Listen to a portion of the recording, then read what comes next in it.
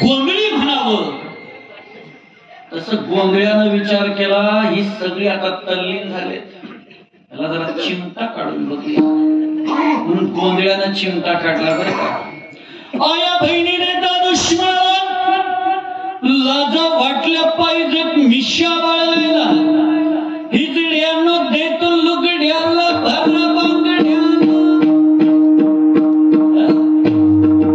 हे सगळं म्हणलं अरे हे गोंधळी नव्हं, हे काहीतरी वेगळंच म्हणायला लागलंय.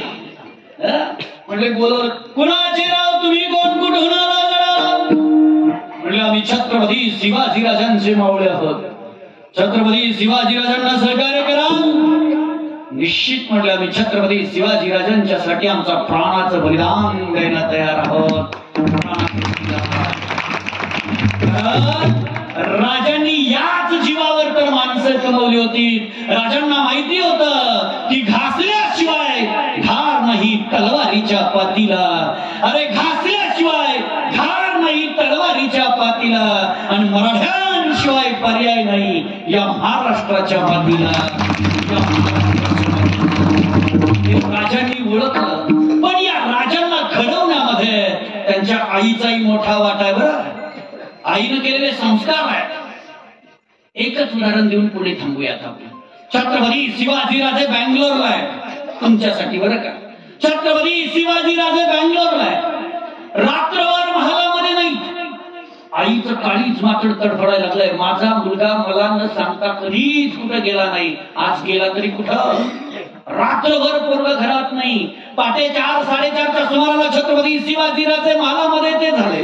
आऊसाहेब जाग्यात होत्या आणि आवाज दिला आऊसाहेबांनी, राजे थांबा जरा. राजांनी जाग्यावर उभे राहिले. आईकडे नजर टाकली, पाहिलं तर आईच्या डोळ्यात राग दिसतोय. राजांची नजर जमिनीला खेळली आणि राजे बोलू लागले. आऊसाहेब विचारतायत, राजे काल रात्रभर तुम्ही होतात कुठे? राजांनी हिरमुसलं तोंड केलं आणि सांगू लागले, आऊसाहेब व्यंकोजी दादा म्हणाला बाई कशी नाचते ते पाहायला जाऊया, म्हणून बाई कशी नाचते ते पाहायला गेलो होतो. बाई कशी नाचते हे वाक्य ऐकलं, आईच्या काळजात चर्र झालं.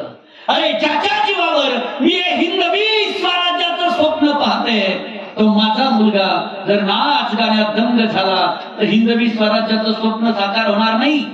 आणि मग कराडली सौदामिनी, राजे तुम्हाला बाई कशी नाचते हे पाहिजे होतं ना, तर मला सांगायचं मी नाचले असते. पाहिलं असतं तुम्ही. कोण कुणाला म्हणते हो? आई मुलाला सांगते, तुम्हाला बाई कशी नाचते पाहिजे होतं ना, मला सांगायचं मी नाचले असते. पाहिलं असतं तुम्ही. आणि त्यावेळी आऊसाहेबांना वचन देतायत शिवाजीराजे, इथून पुढे हयातभर बाई कशी नाचते ते पाहायला जाणार नाही. माझ्या राजांना उरं 50 वर्षाचं आयुष्य लाभलं, पण या 50 वर्षाच्या आयुष्यामध्ये 360 गड किल्ले बांधून काढले, पण एकाही गड किल्ल्यावर कधी बाईचं नाच गाणं झालेलं ऐकिवातही नाही. आणि इतिहासात सुद्धा नोंद सापडत. हे केलेले संस्कार आहेत. आपले पण संस्कार चांगले असतात. बरोबर 7:30 वाजता चालू होता फुलला सुगंध मातीचा. आपल्या घरातून संस्कार शिबिर असतं ना, 7:30ला चालू होतं. आणि तो मातीचा सुगंध सांगतो, रंग माझा वेगळा आहे, रंग माझा वेगळा आहे, मातीचा सुगंध सांगतो. बरं मला एक सांगावं मात्र भगिनींनो, तुम्ही दिवसभर जे आपल्या मुलांसाठी काबाड कष्ट करताय ती बघायला पोरं घरात आहेत का? खरं सांगायचं, पोरं घरात आहेत का? पोरं कुठं असतात? शाळेत. पोरं त्यावेळेस कुठे आहेत? शाळेत. बरं पूर्वीच्या सारखी डझन पोरं आता जास्तीत जास्त 2 नाही तर एकच, जास्तीत जास्त 2 नाही तर एकच. पण तुम्ही काय करताय हे बघायला पोरं घरात नाही. मग ज्यावेळी पोरं घरी कधी आहेत संध्याकाळी, त्यावेळी तुम्ही कुठं? टीव्ही पुढं. मग पोरं विचार करणार, आई कुठं काय करते? आई तर टीव्ही पुढंच असते. आई कुठं काय करते? आई कुठे? टीव्ही पुढंच आहे. आणि जेव्हा ती मुलं मोठी होतील आणि तुम्हाला प्रश्न विचारतील, काय केलं तुम्ही आमच्यासाठी, काय केलं, त्यावेळी त्याच टीव्ही पुढे बसायचं.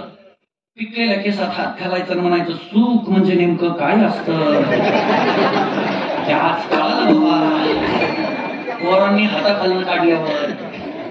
आणि हे सुख जर अनुभवायचं नसेल तर कीर्तन प्रवचन नुसते ऐकायची नाहीत, नुसते ऐकायची नाही, ते आचरणात आणण्याचा विषय. माझ्या छत्रपती शिवाजी राजांचं चरित्र नुसतं डोक्यात घेऊन नाचायचं नाही, तर ते आचरणात आणण्याचा विषय. आपली मुलं घडवताना सुद्धा त्या ताकदीनं घडवा. आणि जर त्या ताकदीनं घडवली, हिंदू धर्म या धर्मातली गाय आणि या धर्मातली आई जोपर्यंत सुरक्षित राहत नाही तोपर्यंत या धर्माचं वर्चस्व राहणार नाही. आपल्या घरातली आई आणि आपल्या जातीची गाय सुरक्षित राहिली पाहिजे, एवढाच विचार डोक्यात ठेवा. आपल्या मुलांना संस्कारानं वाढवा, तरच खऱ्या अर्थानं हे एवढं मोठा सोहळा